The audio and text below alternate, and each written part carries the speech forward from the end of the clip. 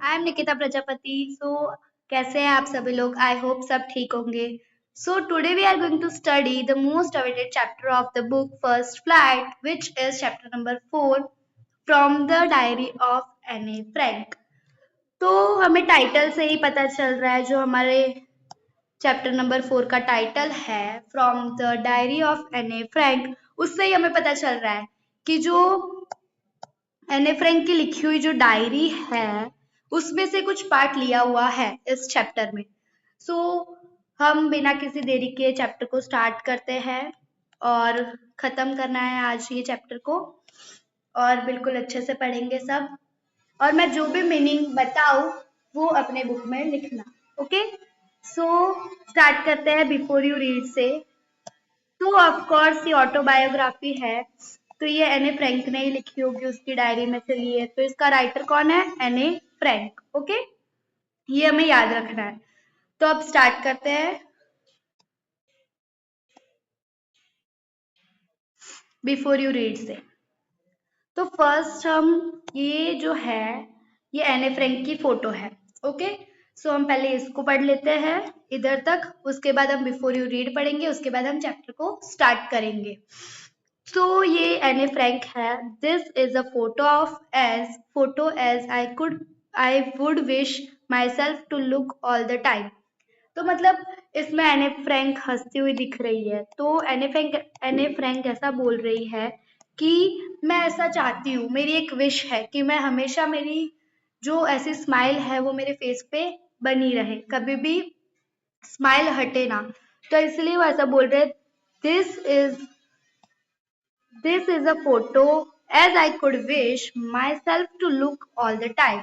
वो अपने आप को हंसता हुआ देखना चाहती है हमेशा के लिए। Then I would maybe have a chance to come to Hollywood. Okay, तो हॉलीवुड क्या है? हॉलीवुड, फिर एक होता है बॉलीवुड, फिर हॉलीवुड, फिर इंडिया में टॉलीवुड है। तो बॉलीवुड एक इंडस्ट्री है, हॉलीवुड एक इंडस्ट्री है। हॉलीवुड मतलब कि इंग्लिश मूवीज जो होती है, आजकल बहुत सारी इंग्लिश मूवीज चलती है, ट्रेंड पर चलती है।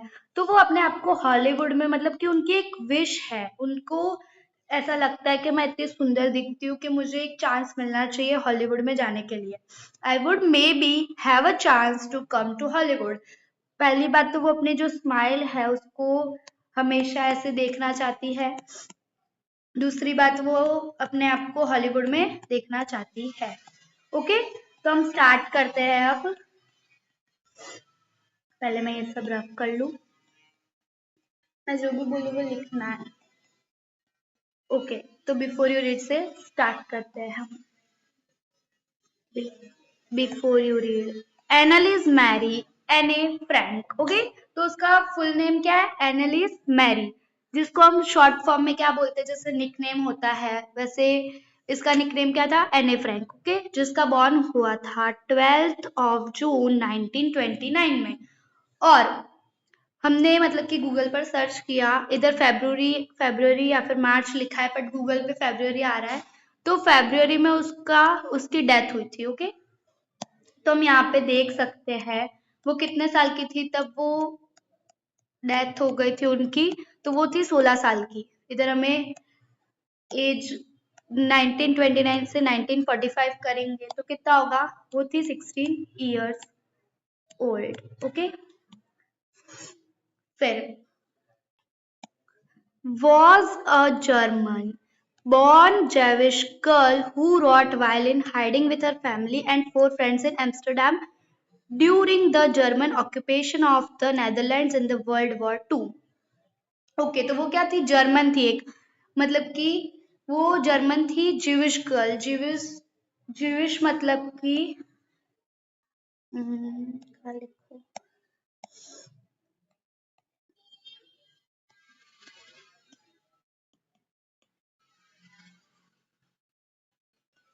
जो लोग ज्यूडिज्म रिलीजन को फॉलो करते हैं उनको ज्यूइश पीपल बोलते हैं। ओके, तो वो क्या थी? एक ज्यूइश गर्ल थी, जो मतलब कि हमने अभी देखा, वो उनकी ऑटोबायोग्राफी है, उनकी डायरी में से एक पार्ट एक्सट्रैक्टेड करके लिया गया है स्टोरी को। तो वो एक ज्यूइश गर्ल थी मतलब कि उन्होंने कब लिखा था, उन्होंने लिखा था जब वो मतलब कि छुपी हुई थी उनकी फैमिली के साथ, और उनके जो 4 फ्रेंड्स थे, उनकी फैमिली एंड 4 फ्रेंड्स। ओके, तो वो मतलब कि छुपी हुई थी उनकी फैमिली और उनके 4 फ्रेंड्स के साथ एम्स्टरडेम में। एम्स्टरडेम कहाँ पे आया हुआ है? नेदरलैंड में। Okay, during the German occupation of the Netherlands in world war 2, German जो लोग थे वो ऑक्यूपाई कर रहे थे, मतलब कि ऑक्यूपाई कर लेना, किसी पे कब्जा कर लेना, अपना राज चलाना। वैसे वो जर्मन लोग ऑक्यूपाई कर रहे थे नेदरलैंड्स में जब वर्ल्ड वॉर 2 चल रहा था। ओके, अब her family had moved to Amsterdam after the Nazis gained power in the Germany, but were trapped when the Nazi occupation extended into the Netherlands. Okay, तो उसकी जो फैमिली थी उन्होंने ऐसा सोचा कि अब इधर हम रहेंगे तो हम मर जाएंगे, इससे अच्छा हम कहीं मूव कर जाते हैं, मतलब कोई दूसरी जगह चले जाते हैं। तो एम्स्टरडेम में चले गए वो लोग, पर उनके साथ क्या हो गया, खेल हो गया। जो नाजीज लोग थे, नाजी लोगों ने नाजी लोगों ने मतलब कि इतना वो था उनका उस टाइम पे, मतलब कि उनका बहुत ज्यादा राज चलता था।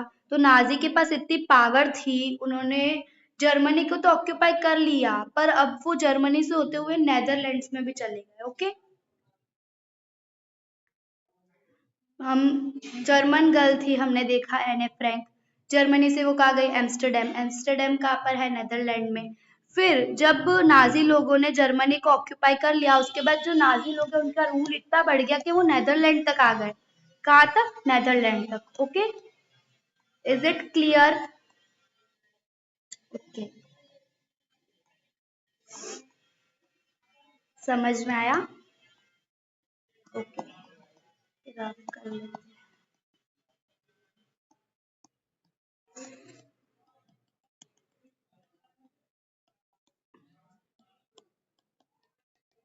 अब 2 मिनट में ये रब कर लेती हूँ ताकि मुझे आसानी हो लिखने में कुछ। ओके, वो लोग वो लोग नेदरलैंड्स तक आ गए थे, मतलब उनका इतना राज बढ़ गया, हमने इधर तक पढ़ा। उसके बाद as persecutions against the Jewish population increased, the family went into hiding in July 1942 in hidden rooms in her father Otto Frank's office building. Okay, तो सबसे पहले मैं मीनिंग बता देती हूँ परसिक्यूशन का। परसिक्यूशन, ओके, तो इसका मतलब होता है इल ट्रीटमेंट, या फिर ऐसे हम क्रूअल व्यवहार करते हैं किसी के साथ, उसे भी हम परसिक्यूशंस बोलते हैं। ओके, तो जो जेविश पॉपुलेशन थी उनसे उन लोगों को एक अलग ही दुश्मनी थी। किन लोगों को? नाजी लोगों को। तो वो जो एने फ्रैंक या फिर कोई भी जेविश पीपल्स थे उनके साथ वो क्रूअल व्यवहार करते थे, इल ट्रीटमेंट देते थे। तो जो फैमिली थी वो छुपी हुई थी, कहाँ पर?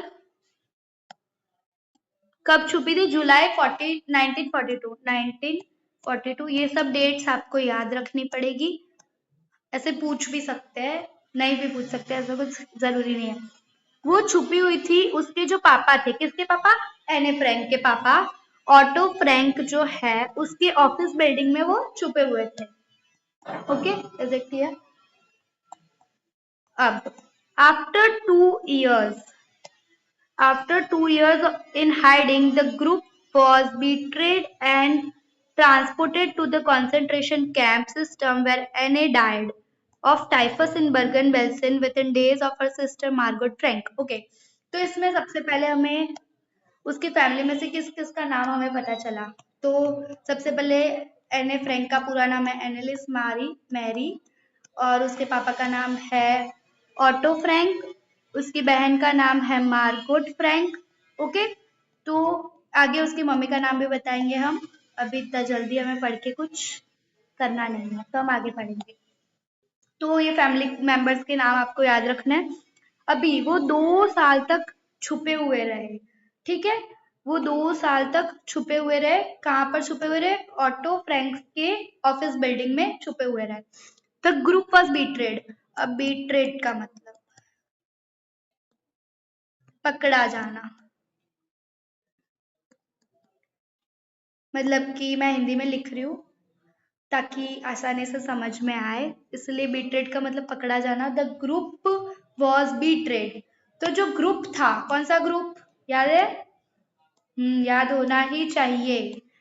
वो जो उसकी फैमिली मेंबर्स और 4 फ्रेंड्स का जो ग्रुप था वो पकड़ा गया। ओके, कहाँ से पकड़ा गया? ऑटो फ्रैंक की जो ऑफिस बिल्डिंग है वहां से। 2 साल तक वो छुपे हुए रहे। बहुत ही हार्ड टाइम होता है 2 साल, मतलब बहुत बड़ी बात हो गई 2 साल छुपे हुए रहना, उधर खाना पीना मिले ना मिले, ये सब बहुत ही ज्यादा हार्ड थिंग्स होती है। ओके, अभी वो पकड़े गए, उसके बाद नाजी लोगों ने क्या किया? कॉन्सेंट्रेशन कैंप में भेज दिया उन लोगों को। कहाँ भेजा? Concentration camp. तो उसका मतलब क्या होता है? कॉन्सेंट्रेशन कैंप मतलब बहुत ही एक छोटा सा एरिया है, वहां पे बहुत सारे लोगों को रख देना, बहुत सारे लोगों के साथ फिर इल ट्रीटमेंट मतलब क्रूअल व्यवहार करना उनके साथ, ठीक है। उसे क्या बोलते हैं? कॉन्सेंट्रेशन कैंप बोलते हैं। समझ में आया इतना? ओके, तो हम आगे बढ़ते हैं। कॉन्सेंट्रेशन कैंप में जो एने है वो डाई मर गई थी क्योंकि उन्हें टाइफस हो गया था। टाइफस एक इन्फेक्शन वाली बीमारी है, तो वो डाई हो गई थी, मर गई थी कॉन्सेंट्रेशन कैंप में एने, क्योंकि वो बीमार हो गई थी, उसको टाइफस हो गया था। ओके, कहाँ पे मरी थी? बर्गन बेल्सन। ये जगह भी हमें याद रखना है। एने फ्रैंक कहाँ मरी थी? बर्गन बेल्सन में मरी थी with in days of her system. मतलब कि जो मार्गोट है, जब मार्गोट मार्गोट फ्रैंक जो है मरी, मतलब कि जब मार्गोट फ्रैंक की डेथ हुई उसके थोड़े ही दिनों बाद कौन ऑफ हो गई, मतलब कि कौन डाई हो गई? एने फ्रैंक। ओके, इतना समझ में आया? कहाँ पे हुई हमें याद रखना है, बेर्गन बेल्सन में।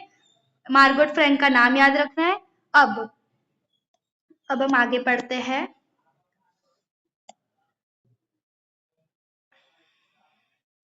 थोड़ा बड़ी स्क्रीन कर देते अच्छा सा दिखेगा। Okay, her father, Otto, the only survivor of the group, returned to Amsterdam. अब वर्ल्ड वॉर 2 खत्म हुआ, तो जो ऑटो फ्रैंक थे वो ओनली सर्वाइवर थे उनके ग्रुप के। जितने भी लोग थे उनके फैमिली मेंबर्स एंड जो 4 फ्रेंड्स थे एने के, या फिर उसके पापा के फ्रेंड्स, हमें ये बताया गया नहीं है कि किसके फ्रेंड्स थे, बट जो वो लोग थे उनमें से सिर्फ और सिर्फ उसके पापा, एने के पापा ऑटो फ्रैंक ही only survivor of the group थे। तो वो कहाँ गए? वापस एम्स्टरडेम गए। After the war ended after the war ended जब वर्ल्ड वॉर 2 खत्म हुआ तब वो एम्स्टरडेम वापस गए to find that her diary had been saved. अभी ऑटो फ्रैंक क्यों गए थे एम्स्टरडेम? वो देखने के लिए गए थे कि जो एने फ्रैंक जो डायरी लिखती थी वो अभी भी बची हुई है, सेव है कि नहीं है, या फट गई, जल गई, वॉर हुआ, जो भी हुआ उसमें बची हुई है कि नहीं है। Convinced that it was a unique record, एक यूनिक रिकॉर्ड था वो। He took action to have it published in English under the name of the diary of a young girl.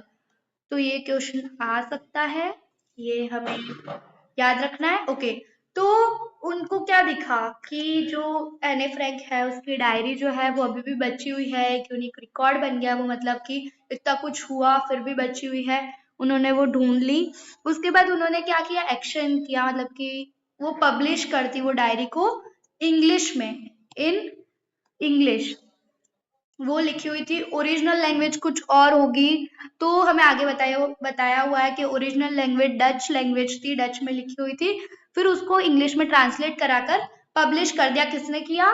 Auto Frank ने। Okay, is it clear?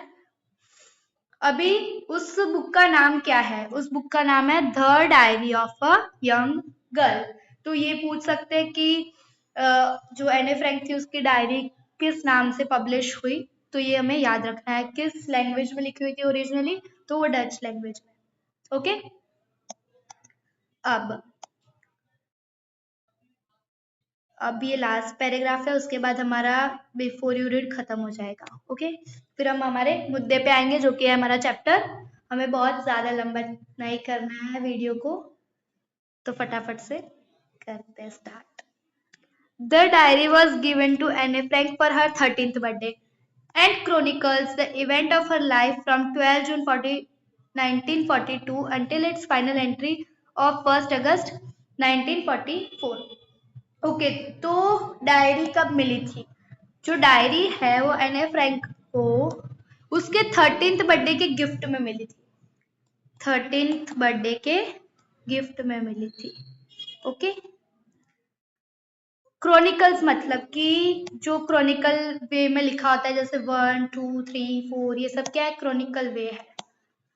1 2 3 4 ये Chronicle वे है। Okay, तो इसे मतलब कि एक के बाद दूसरा, दूसरे के बाद तीसरा, ऐसे मैनेज हुआ था डेट वाइज, उसे क्रॉनिकल वे बोलते हैं। तो क्रॉनिकल वे, उसमें सब कुछ इवेंट्स लिखे हुए थे। उसने जो भी उसकी लाइफ में हुआ उसके सारे इवेंट्स उसने क्रॉनिकल वाइज लिखे हुए थे, क्योंकि वो एक डायरी थी।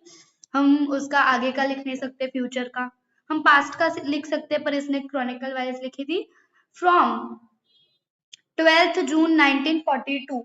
ओके, तो 1942 मतलब उसके डेथ के 3 साल पहले उसने जो डायरी है उसकी फर्स्ट एंट्री की थी 1942 में। उसकी डेथ कब हुई थी? 1945 में। Okay, until its final entry of 1st August 1944। अभी 1st अगस्त 1944 में उसकी फाइनल एंट्री मतलब कि लास्ट एंट्री उस डायरी की। ओके, समझ में आया? अब it was eventually translated from its original Dutch into many languages and become one of the world's most widely read books। Okay, तो मैंने पहले ही बोला तुम लोगों को कि जो ये बुक है the diary of a young girl, उसको ओरिजिनली किसमें, कौन सी लैंग्वेज में लिखा हुआ था? डच लैंग्वेज में लिखा हुआ था। ओके, उसको उसके पापा ने कौन सी लैंग्वेज में पब्लिश किया? इंग्लिश में किया। और बहुत सारी लैंग्वेज में वो पब्लिश हुई थी, और वो and becomes one of the world's most widely read books। उसको इतना ज्यादा लोगों ने रीड किया, वो इतनी ज्यादा पॉपुलर हो गई, उसका मतलब हर एक लैंग्वेज में उसका ट्रांसलेशन था। Okay, there have also been several films There have also been several films, television and theatrical productions, and even an opera based on the diary। Okay, तो एने फ्रैंक का सपना क्या था? उसको हॉलीवुड में जाना था। तो उसकी जो डायरी है, उसकी जो स्टोरी है, उसकी जो डायरी है, उस पर उसके टेलीविजन शो आए, थिएटिकल प्रोडक्शंस हुआ। तो मतलब उसका मरने के बाद उसका सपना पूरा हुआ, शायद ऐसा कह सकते हैं हम। Okay, described as the work of a mature and insightful mind. अभी वो 16 साल की थी, फिर भी उसे मैच्योर बोला गया, क्योंकि उसका डायरी में कुछ इस तरीके से उसने लिखा हुआ है। वो मैच्योर बिहेव कर रही है डायरी में, जो भी उसने लिखा है उसमें। और इंसाइटफुल माइंड मतलब कि बहुत ही ज्यादा डीप सोचना, क्या होगा इसके बाद, मैं ये करूंगी तो इसके बाद अगर हम हमारी बात ले ले, तो हम हमारी लाइफ में ऐसे सोच के कुछ भी काम करते, तो सोच के करते कि हाँ आगे क्या होगा अगर मैं ये करूंगी, अगर मैं ये नहीं करूंगी तो क्या होगा। तो इसलिए उसको इंसाइटफुल माइंड और मैच्योर बोला गया है, क्योंकि उसका डायरी का वर्क इतना मैच्योर साउंड कर रहा था। Okay, the diary provides N intimate examination of daily life under Nazi occupation। अभी intimate examination of daily, intimate examination मतलब कि वो एक खुद, मतलब कि वो हमने जैसा कि पढ़ा, वो नाजी ऑक्यूपेशन के अंडर में थी। मतलब कि उस पे नाजी लोग वो कर रहे थे, क्रूअल व्यवहार कर रहे थे, ये सब। ओके, तो वो एक विक्टिम थी उधर, मतलब कि वो एक सबसे वो कह सकते हैं हम। उसका डेली लाइफ रूटीन, हम सब कुछ हमने अगर पढ़ा है, उसकी जो डायरी देखी है, तो उसका जो डेली लाइफ रूटीन है वो हम सब कुछ पहचान सकते हैं। कि नाजी ऑक्यूपेशन के अंडर क्या क्या हो रहा था, उसके साथ क्या क्या क्रूअल व्यवहार हो रहा था। तो वो एक इंटीमेट एग्जामिनेशन है उसके डेली लाइफ का, कि वो डायरी लिखना मतलब कि क्या होता है, वो रोज लिखनी होती है हमें डेट डाल के। ओके, तो वो एक, हम ऐसा कह सकते हैं, intimate examination of daily life है उसका, क्योंकि हमें उसकी डेली लाइफ पता चल रही थी कि हाँ इतना कुछ हो रहा है। Okay, Anne Frank has become one of the most renowned and discussed of the Holocaust victims. तो फर्स्ट मैं आपको ये रिनोन्ड और होलोकॉस्ट का मीनिंग लिख देती हूँ। रिनोन्ड मतलब कि पॉपुलर, होलोकॉस्ट मतलब कि मास किलिंग। ओके, तो एने फ्रैंक जो है वो सबसे ज्यादा पॉपुलर हो गई, मतलब कि इतनी पॉपुलर विक्टिम बन गई, मतलब कि इतने सारे लोग थे नाजी ऑक्यूपेशन के अंडर, पर वो सबसे ज्यादा पॉपुलर हो गई क्योंकि उसकी डायरी फेमस हो गई। ओके, और उसका जो हॉलोकॉस्ट विक्टिम्स था वो भी डिस्कस हुआ, मतलब कि जो हो रहा था उधर मास किलिंग चल रही थी, वर्ल्ड वॉर, मतलब आप लोग समझ सकते हो कितना कुछ मार पीट हुई है इधर से उधर, ये सब कुछ उसकी एक विक्टिम्स बन गए। विक्टिम्स मतलब कि साक्षी थी वो उधर, तो उसने सब कुछ लिखा था। वो एक सबसे ज्यादा पॉपुलर और होलोकॉस्ट विक्टिम बनी है एने फ्रैंक। ओके, तो हमारा यहाँ पे बिफोर यू रीड खत्म होता है, हम चैप्टर के अंदर जाते हैं अब। सो ये बिफोर यू रीड मतलब कि थोड़ा सा हमें बता रहे हैं, चैप्टर के अंदर घुसा रहे हैं कि इसमें है क्या, वो एने फ्रैंक थी कौन, उनके साथ हुआ क्या। ओके, सो अब हम चैप्टर स्टार्ट करेंगे फ्रॉम द डायरी ऑफ एने फ्रैंक। ओके,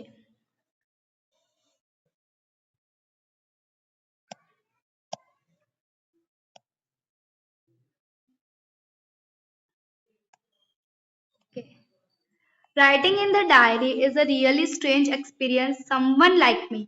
अब जो एने फ्रैंक है शायद वो इंट्रोवर्ट होगी, आज की जनरेशन के लिए इंट्रोवर्ट वर्ड सही है, क्योंकि वो तुरंत समझ जाएंगे इंट्रोवर्ट मतलब क्या होता है। ओके, तो शायद ऐसा कह सकते हैं एने फ्रैंक जो है वो इंट्रोवर्ट हो सकती है, तो वो ऐसा बोल रही है कि जो डायरी में लिखना है वो एक मेरे जैसे इंसान के लिए बहुत ही ज्यादा स्ट्रेंज एक्सपीरियंस है। उसके जैसा, उनके जैसा इंसान मतलब कि वो बहुत ही ज्यादा इंट्रोवर्ट होगी, उनके लिए स्ट्रेंज एक्सपीरियंस होगा। Okay, not not only because I have never written anything before, इसलिए नहीं कि, अब वो बता रही है कि इसीलिए नहीं कि उन्होंने पहले कुछ लिखा नहीं है डायरी में, इसलिए बिल्कुल भी नहीं। अभी नॉट ओनली है तो बट ऑल्सो भी होना ही चाहिए, ये इंग्लिश है। ओके, हमारे सर बताते हैं ये, but also because it seems to me that later on neither I nor anyone else will be interested in the musing of the 13-year-old schoolgirl. Okay, तो वैसा कह रही है कि इसीलिए नहीं कि वो उन्होंने कभी भी डायरी पहले लिखी हुई नहीं है, बट इसीलिए कि उनको ऐसा लगता है कि कौन ही इंटरेस्टेड होगा एक 13 ईयर स्कूल गर्ल की बातों को सुनने के लिए। तो हम इधर म्यूजिंग का मतलब बताते हैं। म्यूजिंग मतलब कि थॉट्स। ओके, ओके, तो उनको ऐसा लगता है कि कौन ही इंटरेस्टेड होगा, मतलब एक 13 ईयर छोटी सी लड़की की बातों को, उनके जो थॉट्स है, ये ओ है, उनके जो थॉट्स है उनको पढ़ने के लिए। Okay, oh well it doesn't matter, अब वो बोल रही है अरे छोड़ो, इट डजेंट मैटर, बिल्कुल भी मुझे फर्क नहीं पड़ता कोई पढ़े ना पढ़े। मतलब पहले उन्होंने ऐसा बताया कि एक स्ट्रेंज एक्सपीरियंस है उनके लिए, उसके बाद उन्होंने बताया उन्होंने कुछ लिखा नहीं है, इसलिए नहीं क्योंकि उनको ऐसा लगता है कि कौन ही इंटरेस्टेड होगा उनकी थॉट्स को पढ़ने के लिए, एक छोटी सी लड़की के थॉट्स को पढ़ने के लिए। ओके, अब वो खुद ही बोल रही है, मतलब ऐसे एटीट्यूड में कि oh well it doesn't matter, I feel like writing and I have an even greater need to get all kinds of things off my chest. अभी उनको ऐसा लगता है कि इसलिए लिख रही है वो क्योंकि उनके गेट जो चीजें हैं उनके अंदर वो बाहर आए, मतलब कि वो किसी को बता नहीं पा रही है वो चीज, वो उस डायरी में लिख ले। Things get of my chest मतलब कि जो भी उनकी, हम ऐसा नहीं बोलते आज तो बहुत दुख है हमारे अंदर, हम किसको सुनाए तो हम हमारे बेस्ट फ्रेंड को बुलाते हैं, हम उनको सुनाते हैं, वैसे ही वो शायद उनके पास कोई बेस्ट फ्रेंड नहीं होगा, इसलिए वो बोल रही है कि मैं किसको बताऊं, तो वो एक डायरी में लिख रहे हैं सब चीजें। Okay, next paragraph. Paper has more patience than people. Okay, this line is the best line of this chapter. तो इसमें ऐसा कह रहे हैं paper has more patience than paper, मतलब पीपल, मतलब कि ऐसा कि जो पेपर है हम भले कितना भी लिख ले, उसके अंदर कितना भी कुछ भी लिख ले हम एक्स वाई जेड, पर वो पेपर कभी भी हमें ऐसा नहीं बोलेगा कि आप क्यों लिख रहे हो, आप मत लिखो, थक नहीं जाएगा वो कभी भी। पर जो पीपल्स होते हैं, जो लोग होते हैं, वो कभी ना कभी तो हमारी बातों से थकेंगे कि हाँ यार ये क्या है, रोज रोज चालू हो जाती है, इसकी दुख की कहानियां हमें सुनाने लग जाती है। जो पर पेपर पेपर है उसमें मोर पेशेंस होता है देन पीपल, पीपल से ज्यादा पेशेंस होता है। Okay, I thought I thought of this saying on one of those days when I was feeling a little depressed. अब वो ऐसा बोल रही है, ये चीज मैंने जब सोची थी, मतलब कि ये बोलनी है मेरे को, जब सोची थी, जब वो क्या थी, थोड़ी सी डिप्रेस्ड थी। Okay, and was sitting at home with a chain in my hands. वो ऐसे बोर हो रहे थे, मतलब कि अभी लिस्टलेस का मतलब होता है इधर दिया हुआ है विथ नो एनर्जी और नॉर और इंटरेस्ट, मतलब कि कोई भी एनर्जी और कोई भी इंटरेस्ट ना हो कोई काम करने में, उसे लिस्टलेस बोलते हैं। ओके, तो वो ऐसा बोल रही है कि मैं बैठी हुई थी, sitting at my home, at home, वो घर पर बैठी हुई थी, अपने जो हैंड्स है उनको चिन पर ऐसे रख कर बोर हो रही थी, लिस्टलेस थी, उनको कोई भी चीज में एनर्जी नहीं थी। उस टाइम पे उन्होंने ये चीज बोली, paper has more patience than people. Wondering wondering whether to stay in or go out. अब वो सोच रही है कि उनको बाहर जाना है या फिर घर पर रहना है। I finally stayed where I was. अब वो घर पर थी तो ऐसा बोल रही है, मैं फाइनली जहां पर थी वहां पर ही हूँ। Brooding, yes, paper does have more patience. Brooding मतलब कि कंफर्म कर रही थी वो, ब्रूडिंग, इसका मतलब मैं यहाँ पर लिख रही हूँ, कन्फर्म,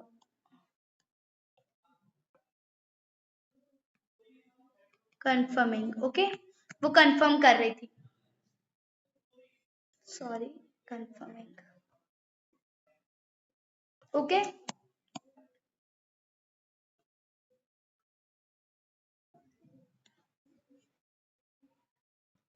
ओके, तो वो ऐसा भी कह सकते हैं, वो थिंक कर रही थी या फिर वो कंफर्म कर रही थी। ओके, वो कंफर्म कर चुकी थी कि हाँ मुझे घर पर ही रहना है। Yes, paper does have more patience, वो सोच रही है कि हाँ कंफर्मली अब तो पेपर के पास ज्यादा पेशेंस होता है।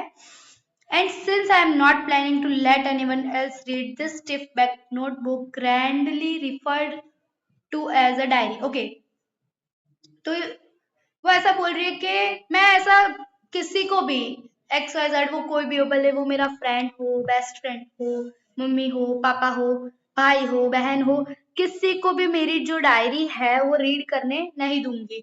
स्टिफ बैग्ड नोटबुक, मतलब स्टिफ बैग्ड मतलब कि जो ये हमारी जो नोटबुक होती है उसके पीछे, उसके पीछे जो ये हार्ड कवर होता है उसे क्या बोलते हैं, स्टिफ बैग्ड नोटबुक।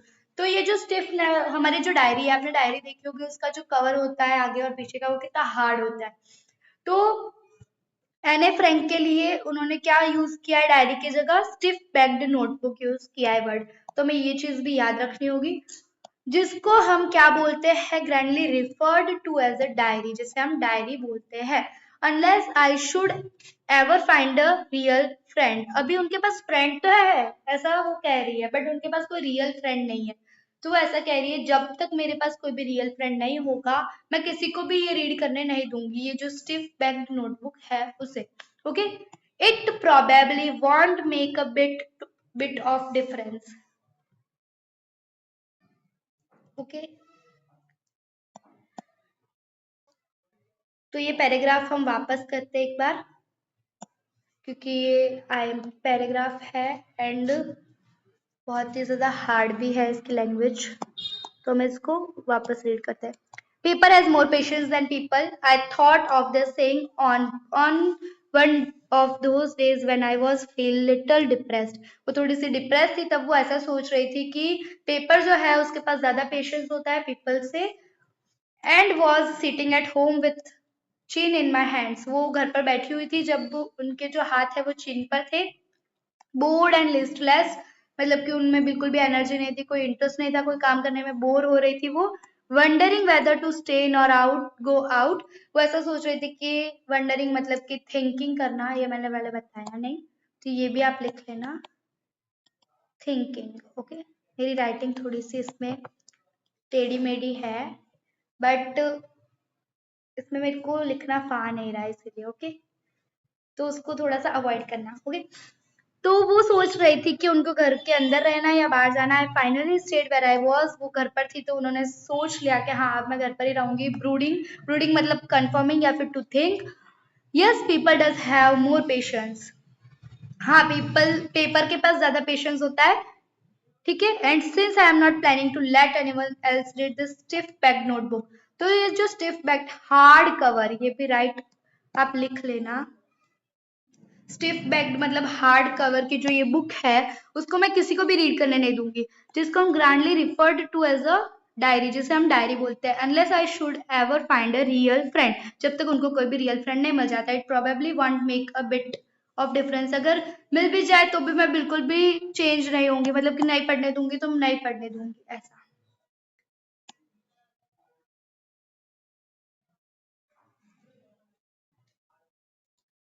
सो 2 मिनट मैं 2 मिनट सिर्फ, फिर मैं स्टार्ट करती हूँ वापस दूसरा पैराग्राफ।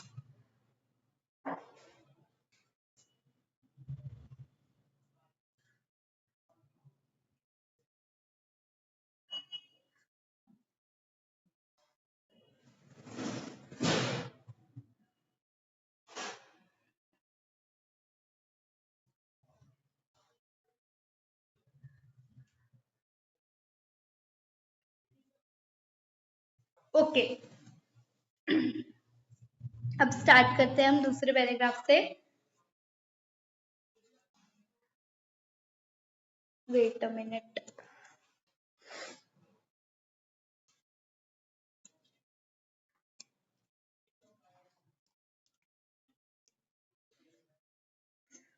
2 minute sir.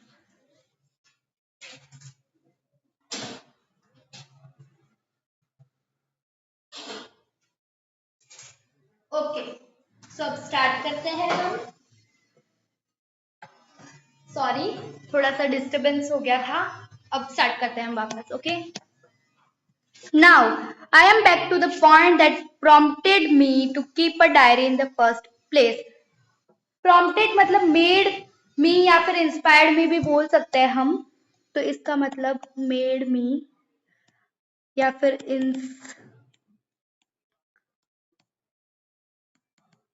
इंस्पायर्ड भी बोल सकते हैं। ओके, तो वो ऐसा बोल रही है। अब now I am back to the point, अब मैं मुद्दे पे आती हूँ बिल्कुल भी से, कि हाँ ये जो डायरी है वो मेरे को क्यों रखनी पड़ी, हम ऐसा तो क्या हुआ, ऐसा क्या इंस्पिरेशन मिला कि मुझे डायरी रखनी चाहिए, वो ऐसा बोल रहे हैं। Okay, I don't have a friend. Okay, तो वो ऐसा बोल रहे हैं, उनका रीजन क्या है कि उनके पास कोई भी फ्रेंड नहीं है जिनको वो अपनी दुख की कहानी सुना सके, जिनको अपने दिल की सारी बातें बता सके, जिनको अपने मतलब कि जितना भी हमारे चेस्ट में दुख है वो हम बाहर निकाले। ऐसा लड़कियों को होता है कि हाँ किसी ना किसी को तो बात बतानी पड़ेगी मेरे को, अगर मैं नहीं बताऊंगी तो ऐसे मतलब रोते हैं अंदर ही अंदर। ओके, तो उनके पास कोई रियल फ्रेंड नहीं था, वो एक इंस्पिरेशन था उनका डायरी रखने के लिए। Let me put it more clearly, अब वो ऐसा बोल रहे हैं, थोड़ा सा और क्लियरली मैं इसको बताती हूँ। Since no one will believe that a 13-year-old girl is completely alone in the world. Okay, तो मैं आपको बता दूं ये जो है पैराग्राफ, इसमें से एरर करेक्शन आता है, और ये जो है इधर तक शायद, इधर तक ही आया था शायद, एक एरर करेक्शन आया था।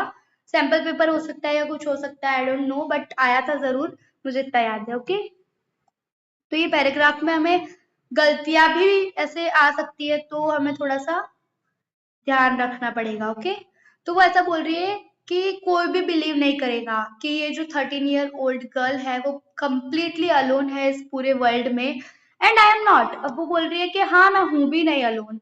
आई have a loving parents and a 16 year old sister. उनको, वो 13 ईयर्स की थी, उनकी सिस्टर 16 ईयर्स की थी। तो वो ऐसा बोल रही है मैं हूं भी नहीं अलोन, मेरे पास एक लविंग पेरेंट्स है, मेरे पास 16 year old sister, and there are about 30 people I can call friends. अभी ऐसे 30 लोग और है, 30 पीपल्स और है जिनको मैं फ्रेंड बोल सकती हूँ। सिर्फ बोल सकती हूँ, मतलब कि ऐसे फ्रेंड जैसे बिहेवियर नहीं होगा, सिर्फ मैं बोल सकती हूँ कि हाँ ये कहने के लिए मेरे फ्रेंड्स हैं, बट मैं अपनी दिल की बात नहीं बता सकती इनको। I have a family, loving aunts and a good home. मेरे पास एक फैमिली है, लविंग आंट्स है और एक गुड होम है। No, on the surface I seem to have everything except my one true friend. मेरे पास सब कुछ है, मेरे पास सब कुछ है, पर मेरे पास एक सिर्फ और सिर्फ ट्रू फ्रेंड नहीं है। ओके, 30 लोगों को वो फ्रेंड कह सकती है, बट वो अपनी दिल की बातें नहीं बता सकती है उनको। Okay, all I think about when I am with friend is having a good time। अब हम हमारी बात ले ले, हमें फ्रेंड्स के साथ रहना कितना पसंद है कि हाँ फ्रेंड्स के साथ कितनी मजा आती है, उनके साथ रह के मूड बिगड़ा होता है तो भी हम सही हो जाते हैं। तो वैसा बोल रही है जो फ्रेंड्स है उनके साथ रहने का मतलब क्या है, गुड टाइम। फ्रेंड्स के साथ रहना मतलब कि एक गुड टाइम। ओके,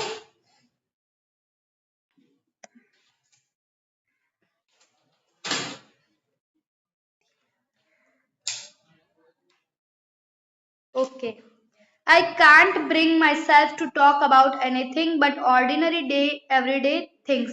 हाँ, मैं सब कुछ तो नहीं बता सकती इस डायरी में, but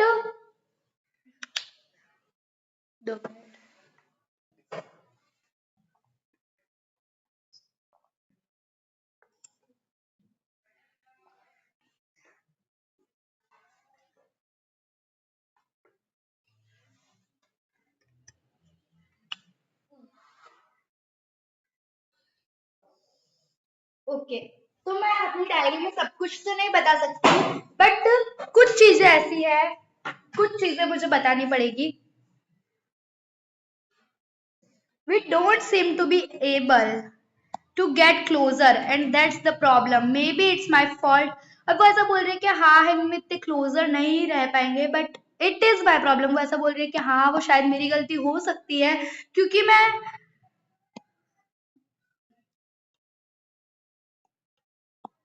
and that's the problem, maybe it's my fault, शायद वो मेरी गलती हो सकती है, that we don't confide in each other. वो ऐसा बोल रही है, कन्फाइड का मतलब होता है, ये लिखा हुआ है, to tell personal things privately to a person that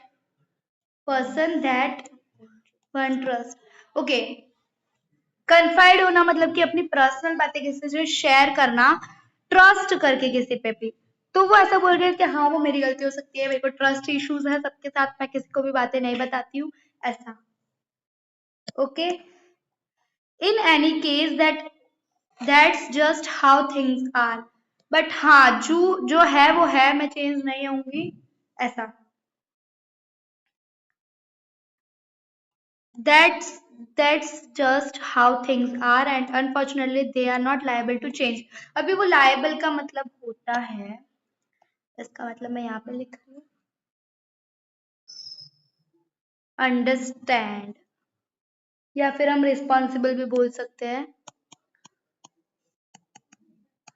या फिर अंडरस्टैंड। ओके, तो वो ऐसा बोल रही है कि जो है वो है, ये चीजें कभी भी चेंज नहीं होगी, मेरे अंदर ये चेंज नहीं आएगा कि मैं किसी के साथ भी घुल मिल जाऊं। कुछ पीपल ऐसे होते हैं जो अभी तो किसी से मिले, मतलब 5 मिनट हुई है और उनको उनकी पर्सनल बातें शेयर कर रहे हैं, बट जो एने फ्रैंक है वो ऐसी नहीं है बिल्कुल भी। This is why I have started the diary. इसीलिए शायद मैंने डायरी स्टार्ट किया। तो ये क्वेश्चन आ सकता है कि एने फ्रैंक ने डायरी क्यों लिखी थी, तो ये पूरा ब्रीफ डिस्क्राइब किया हुआ है, ब्रीफली डिस्क्राइब किया हुआ है कि एने फ्रैंक ने क्यों डायरी लिखना स्टार्ट किया। ओके, तो ये भी अभी चैप्टर का मतलब हम चैप्टर में घुस तो चुके हैं, पर हमें एनी फ्रैंक बता रही है कि हाँ ये चीजें थी मेरे अंदर, मैंने डायरी क्यों लिखी। ओके, अभी to enhance the image of this long awaited friend in my imagination. Enhance मतलब expand, हम इसको expand भी बोल सकते हैं, to increase expand। Okay okay, तो वो अपने इमेजिनरी दुनिया में सोच रही है कि हाँ मेरा फ्रेंड आएगा, कभी ना कभी मेरा ट्रू फ्रेंड आएगा मेरे पास डायरी, तब मैं डायरी नहीं लिखूंगी, मेरी ट्रू फ्रेंड के साथ सारी बातें शेयर करूंगी। Okay, I don't want to jot down the facts in this diary the way most people would do। अभी वो ऐसा बोल रही है जिस तरीके से प्रोफेशनली लिखते हैं लोग उस तरीके से मैं बिल्कुल भी नहीं लिखूंगी, मेरे को जैसा आता है मैं वैसा लिखूंगी। बहुत सारे पीपल एकदम मतलब कि डायरी कैसे लिखते हैं, हमारी डायरी एंट्री आती है 10th स्टैंडर्ड में, इधर डेट लिखते हैं, टाइम लिखते हैं, फिर हमारा जो भी है वो सब कुछ हम लिखते हैं, इसी तरीके से होती है डायरी। तो वो बोल रही है कि ना मैं बिल्कुल भी ऐसे प्रोफेशनली नहीं लिखूंगी, जैसा मेरे को आएगा मैं वैसा लिखूंगी, एंड ऐसा कुछ जबरदस्ती भी नहीं है कि हाँ मेरे को प्रोफेशनली लिखनी पड़े। But I want the diary to be my friend, वो ऐसा बोल रही है कि जो डायरी है वो उसको, डायरी को अपना फ्रेंड मानना चाहती है, and I am going to call this friend Kitty. Okay, तो वो ऐसा बोल रही है कि जो जो ये डायरी है, ये जो मेरा फ्रेंड है, उस फ्रेंड को मैं किटी बोलूंगी। तो एने फ्रैंक की डायरी का नाम क्या था? किटी। ओके, ये चीजें हमें याद रखनी है। फिर ये उन्होंने डायरी लिखना क्यों स्टार्ट किया वो याद रखना है। बहुत सारी चीजें इस पैराग्राफ में हमें याद रखनी चाहिए। ओके, तो मुझे लेक्चर को बड़ा नहीं करना है, इसलिए मैं अभी वापस इसको नहीं पढ़ूंगी, बट इट्स इजी, तो हम आगे करते हैं स्टार्ट। अभी ओरल कॉम्प्रिहेंशन चेक, ये आप लोगों का होमवर्क है, आप घर पर करिए, बहुत ही ज्यादा इजी है। ये जो ऊपर हमने पढ़ा उस पैराग्राफ में ही आंसर मिल जाएगा आपको, एक बार पढ़िए, कोशिश करिए, बिल्कुल हो जाएगा। ओके, तो हम इधर से स्टार्ट करते हैं।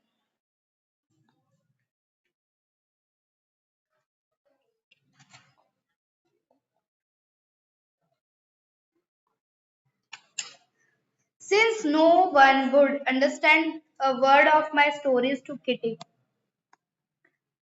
if I were to plunge right in, I had better provide a brief sketch of my life, much as I dislike doing so। अब वो बोल रही है कि हाँ मैं इस किटी में स्टोरीज तो लिखूंगी, बट मुझे एक प्लंज का मतलब होता है जंप और डाइव, जंप या फिर डाइव क्विकली। मैं एकदम से टॉपिक पे नहीं आ जाऊंगी कि हाँ ये हुआ मेरे साथ, तो ऐसा नहीं कर सकते हम। हमें पहले बताना पड़ेगा डायरी में कि मैं हूँ कौन, मेरे साथ हुआ क्या है, एक ब्रीफ स्केच देना पड़ता है अपनी लाइफ का।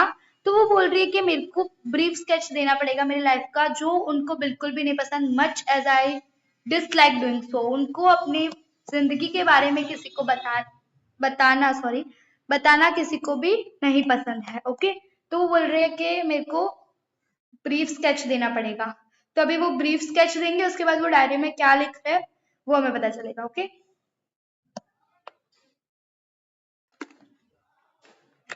My father, the most adorable father I have seen, didn't marry my mother until he was 36 and she was 25। अभी अडोरेबल मतलब कि लविंग, सभी के पापा लविंग होते हैं, अडोरेबल होते हैं अपनी बेटी के लिए। तो वैसा बोल रही है कि जो मेरे पापा है सबसे ज्यादा लविंग फादर है, मैंने ऐसा ऐसे मेरे पापा जैसे है वैसे मैंने किसी को भी नहीं देखा है। उन्होंने जब तक शादी नहीं की, जब तक जो उन्होंने जो उसके पापा है उन्होंने जब तक शादी नहीं की, जब तक उसकी जो मम्मी है, एनी फ्रैंक की जो मम्मी है वो 25 ईयर्स की हो गई, एंड जो उसके पापा है वो 36 ईयर्स के थे। मतलब कि 36 के बाद में उसके पापा ने शादी की और 25 के बाद उसकी मम्मी ने शादी की एक दूसरे से। ओके,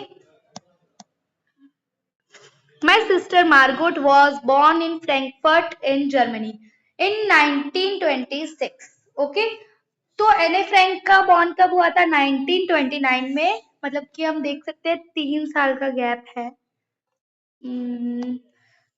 3 साल का 3 इयर्स गैप।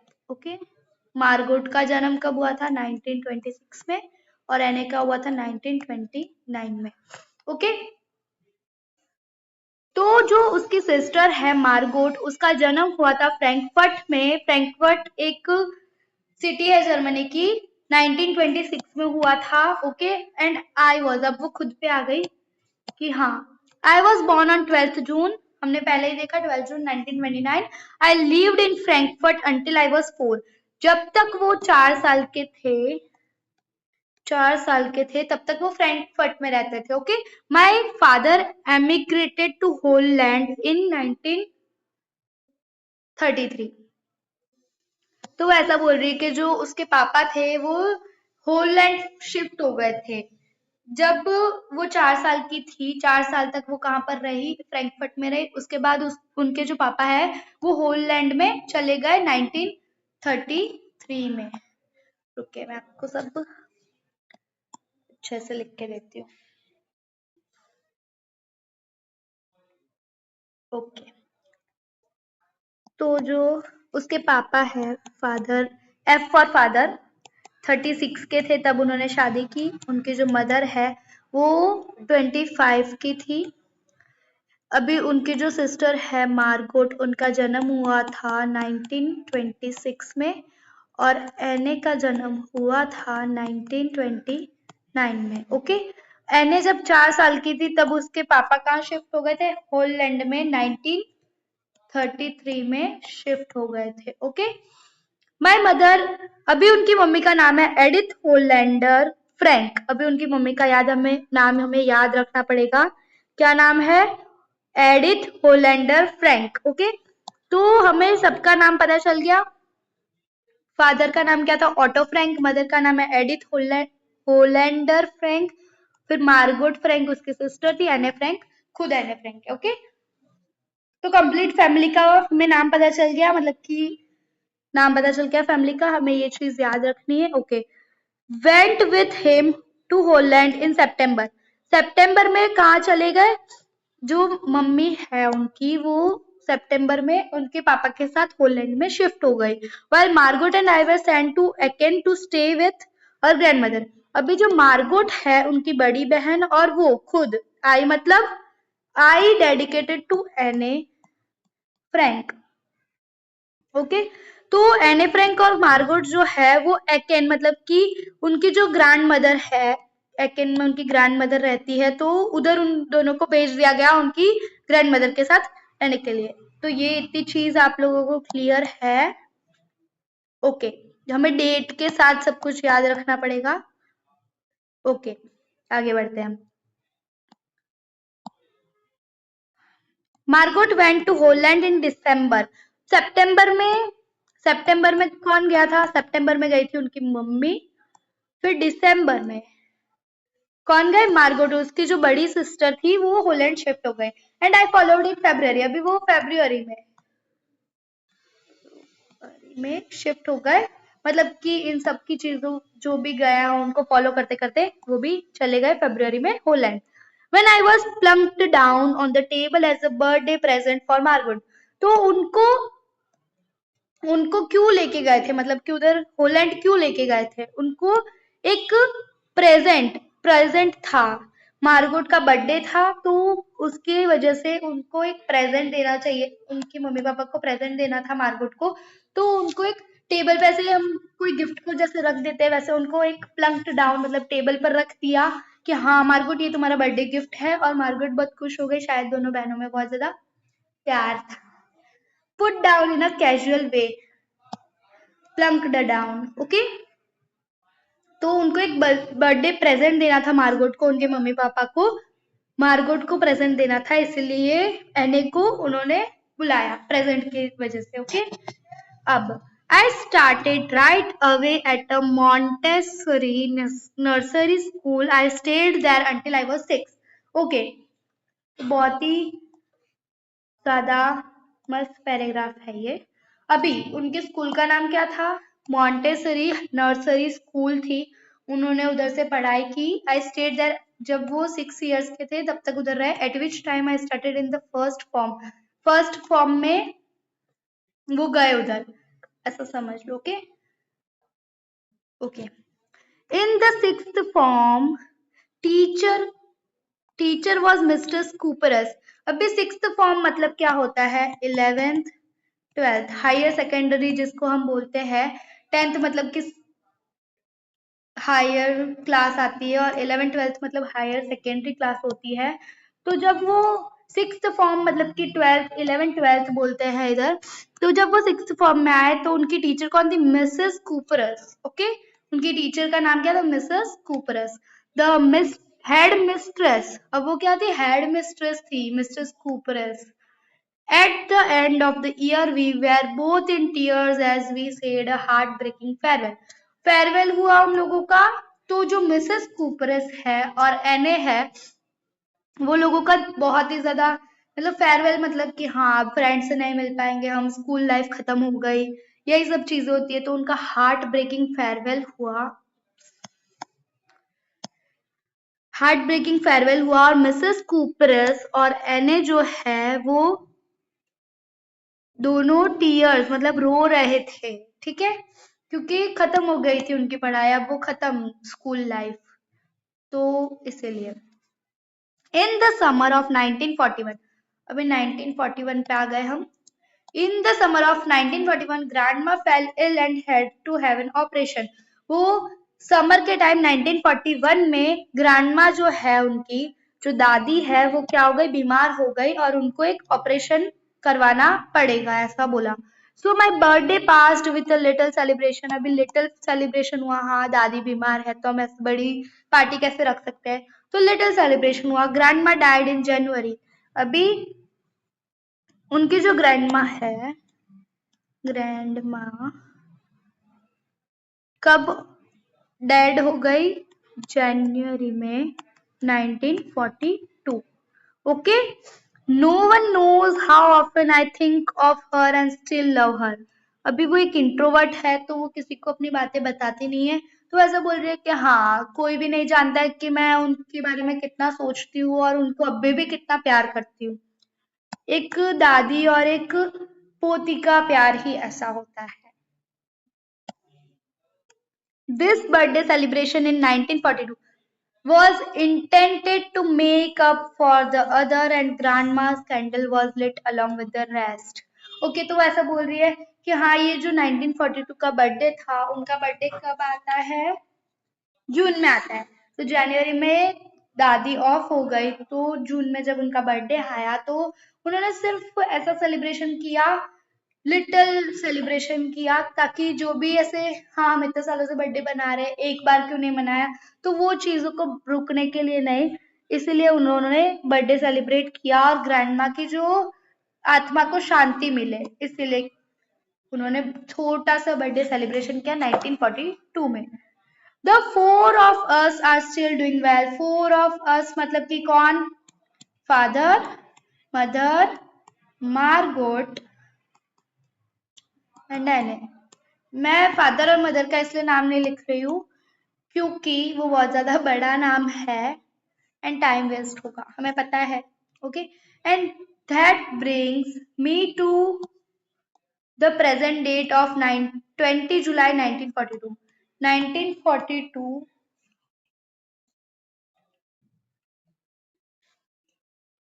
हाँ 20 जून, सॉरी 20 जून 1942 में आ गए, मतलब कि इतना टाइम बीत गया, जून निकल गया, उनका बर्थडे निकल गया, 20 जून आ गए, बहुत ही अच्छा चल रहा था सब कुछ। Okay, and the solemn dedication for my diary. अब वो उनका सिर्फ और सिर्फ किस पे ध्यान था? एक डेडिकेशन था उनका सिर्फ और सिर्फ डायरी के, हाँ आप मुझे डायरी लिखनी ही है। ओके, सो अब वापस ओरल कॉम्प्रिहेंशन चेक आया है, तो ये हमें खुद करना है। ये जैसे कि ये एक क्वेश्चन है, why does Anne provide a brief sketch of her life, क्योंकि डायरी ऐसे ही हम नहीं लिख सकते हैं कि हाँ ये हुआ, उनको पहले बताना तो पड़ेगा ना कि हाँ मेरी लाइफ में ये था, ये है, मेरी लाइफ ये है, तब। तो अब आता है हमारा 1 2 3, okay last third page of this chapter. तो इसमें हमें क्या बताएंगे? जो एने फ्रैंक है उनकी जो डायरी में उन्होंने जो लिखा था, कोई इवेंट होगा एनेस डायरी, तो वो इवेंट के बारे में हमें बताएंगे। वो डायरी में जो उन्होंने जो उनके वर्ड्स थे वही हमें पढ़ने में आएगा। ओके, तो स्टार्ट कर दे। सैटरडे 20 जून 1942। तो सैटरडे था 20 जून 1942। पीछे देखा प्रेजेंट डेट, ये देखो ये लिखा हुआ है, the four of us are still doing well and that brings me to present date। वो 20 जून पर आ गए थे एंड उसी दिन वो क्या लिख रहे, वो लिख रहे हैं डायरी।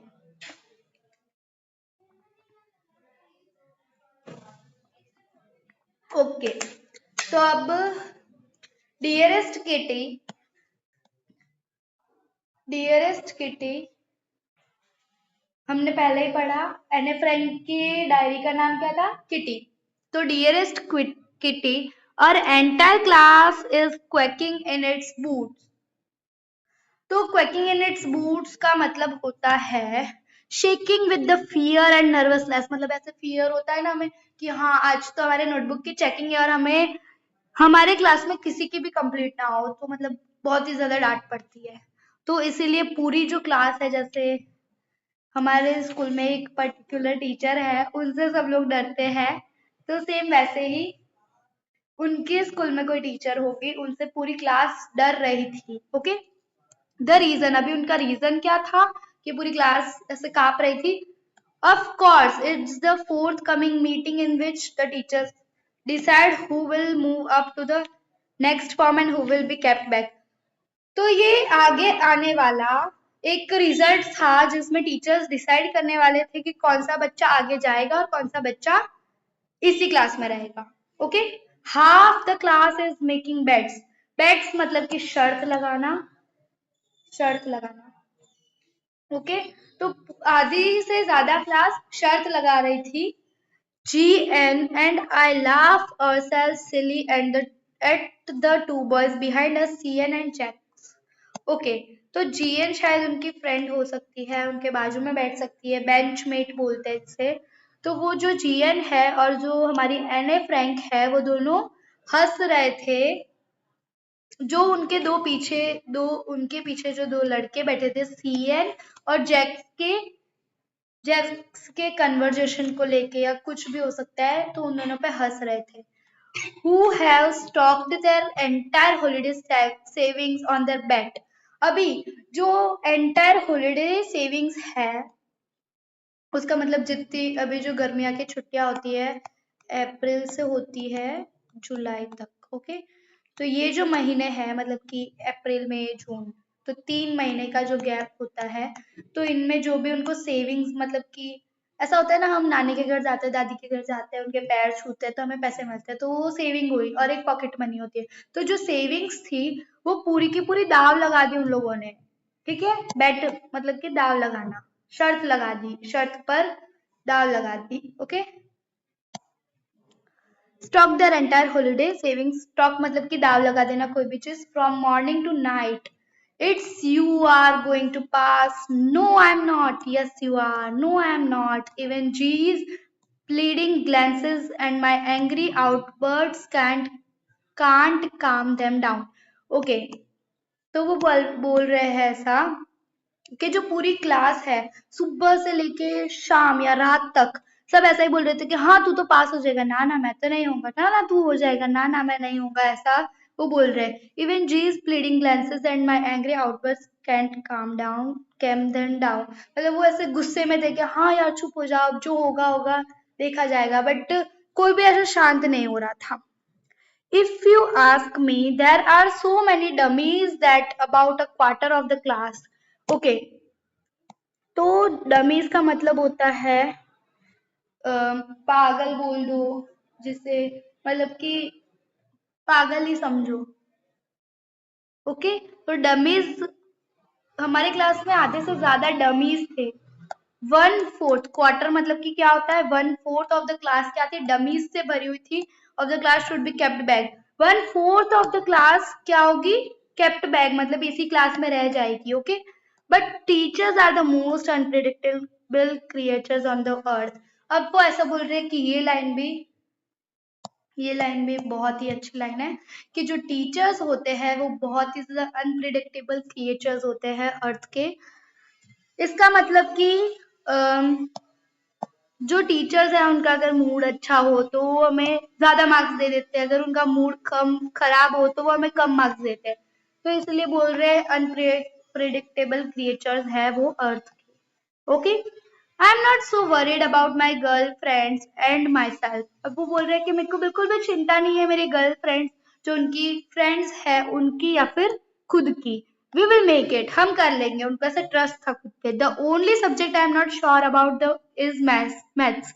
बहुत सारे बच्चों को मैथ्स से ही डर लगता है, तो एने फ्रैंक भी उनमें से एक थी, उनको भी सिर्फ और सिर्फ मैथ्स का डर था। Anyway all we can do is wait. अब कुछ भी हो, मतलब कि कुछ भी हम कितना भी बोल दे कि हाँ मैं पास हो जाऊंगी नहीं होंगी, बट हम सिर्फ और सिर्फ वेट ही तो कर सकते हैं रिजल्ट का। Until then we keep telling each other no to lose heart. हम एक दूसरे को बोल रहे थे कि हाँ यार हार मत मान, तू हो जाएगा पास, तू हो जाएगी पास, इसी तरह। Okay, I get alone pretty well with all my teachers. उनकी सब टीचर्स के साथ अच्छी बनती थी। There are 9 of them. 9 teachers थी टोटल, 7 men थे और 2 women थे। Mister Keesing the old foggy who teachers maths. अभी ओल्ड फॉगी का मतलब होता है ओल्ड फैशन्ड, मतलब कि मिस्टर कीजिंग थे एक जो हमें मैथ्स पढ़ाते थे, वो ओल्ड फॉगी ओल्ड फैशन थे। who was annoyed with me for my ages because I talked so much। वो मेरे से बहुत ही ज्यादा अनॉय हो चुके थे, उनको क्योंकि वो सब बहुत ज्यादा बातें करते थे एने फ्रैंक उनकी क्लास में, इसलिए मिस्टर कीजिंग को वो पसंद नहीं थे और उनको मैथ्स का ही टेंशन था। मिस्टर कीजिंग मैथ्स के ही टीचर थे।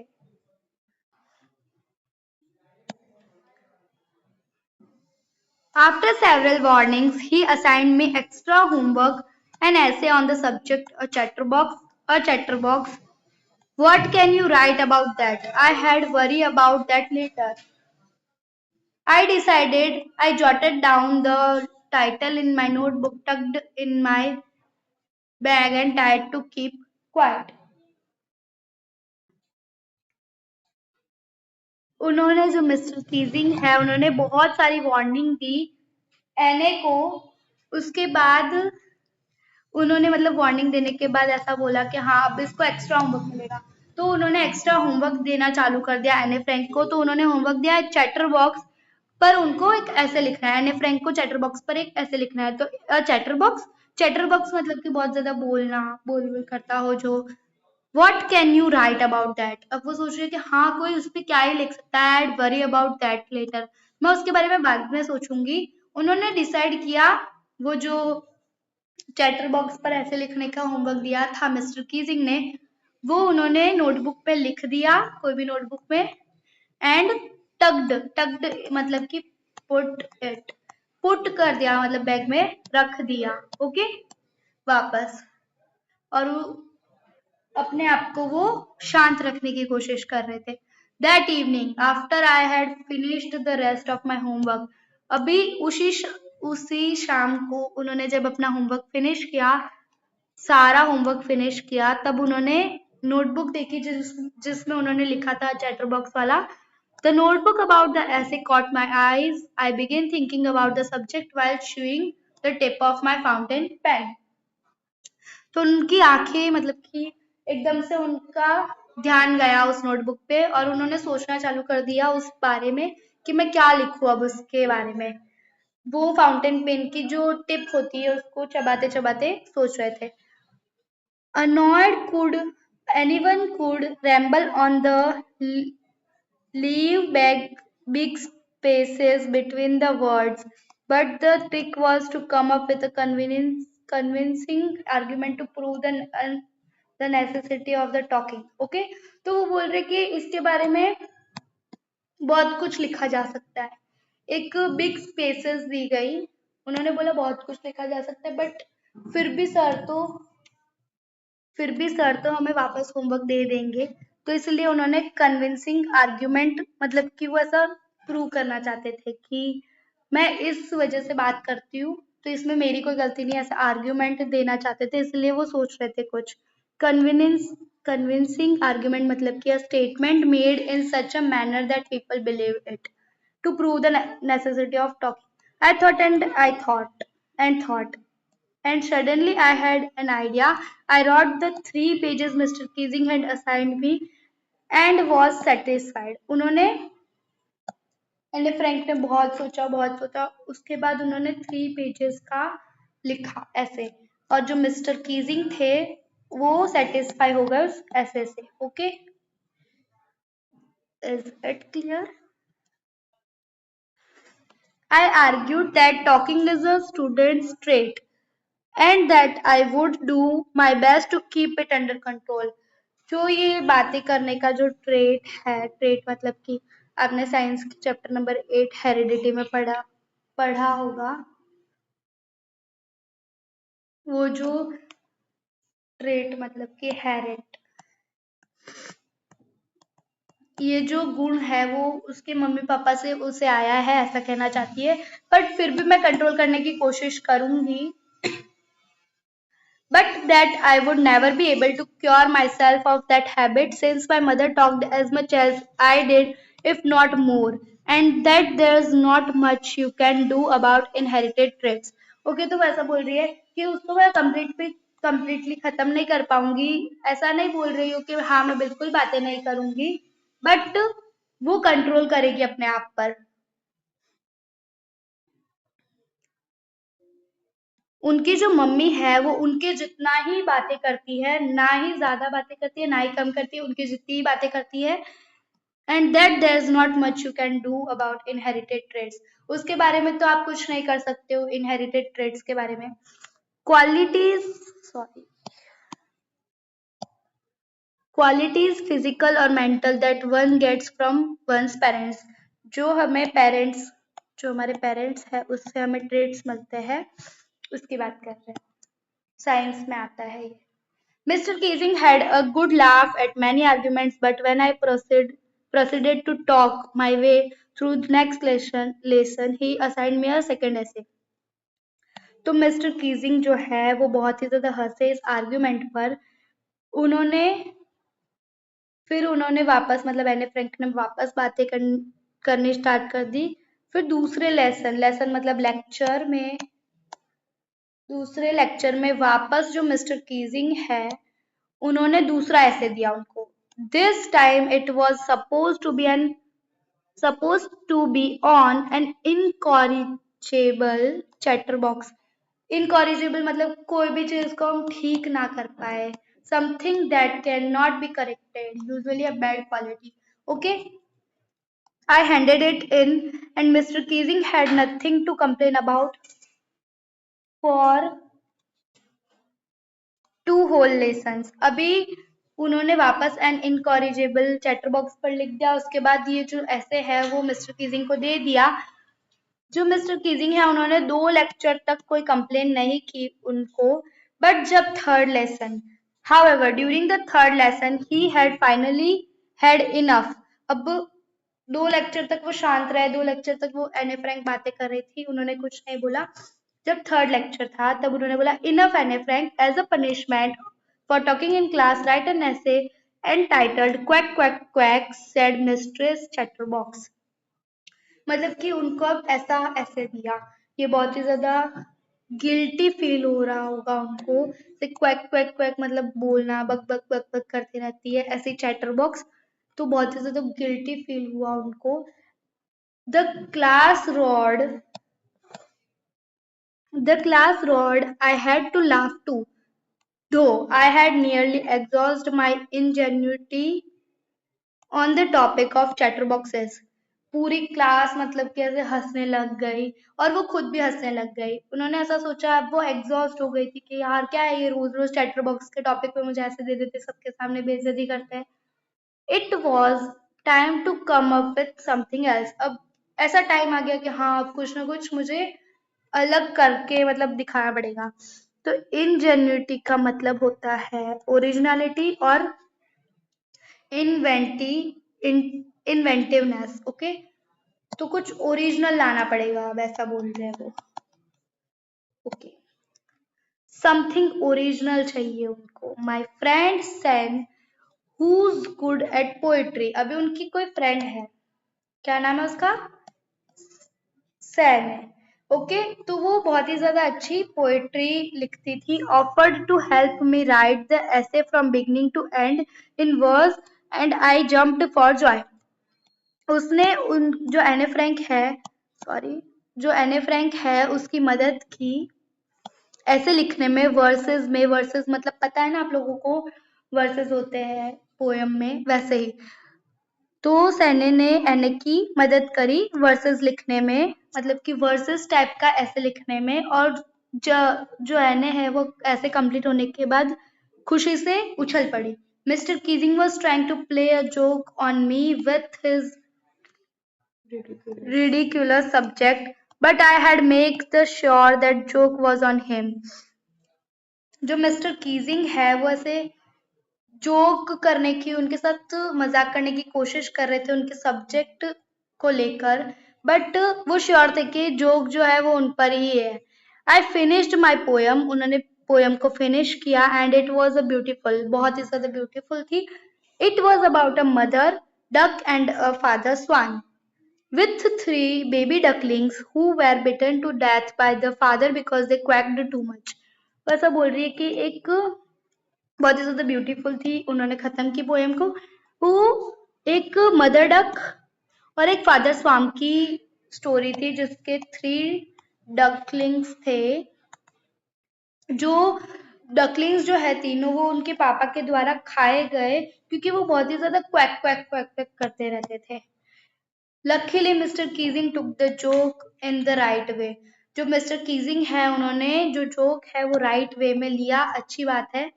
ही read the poem to the class adding his own comments and to several other classes as well. उन्होंने जो ये पोएम है उसको पूरे क्लास के सामने पढ़ा, उनके खुद के कमेंट्स ऐड कर कर, और दूसरे क्लासेस में भी पढ़ा। Since then, I have been allowed to talk and have not been assigned any extra homework.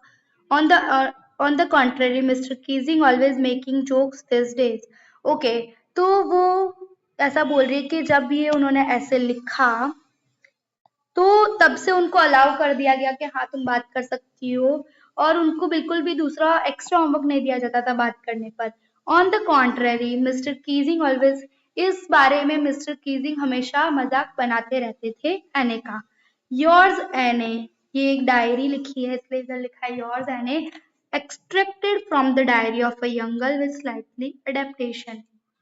जितना ले सके the diary of a young girl उतना लिया है, एक एक्सट्रैक्टेड पार्ट है, मैंने बोला था पहले ही, ये एने फ्रैंक की लिखी हुई है। ओके, सो यहाँ पर ये चैप्टर खत्म होता है एंड बहुत ही अच्छा चैप्टर था। ओके, तो आई होप आप सब पढ़ाई लिखाई करेंगे and bye everyone, thank you for watching.